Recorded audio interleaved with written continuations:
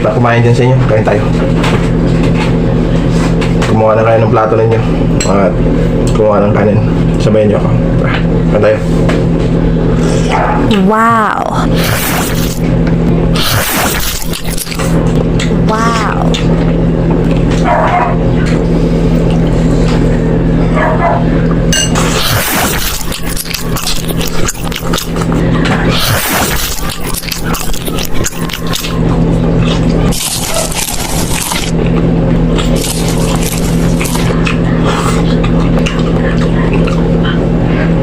Mga idol, pag ako kumakain ng hipon, hindi ko na tinatanggal ng balat.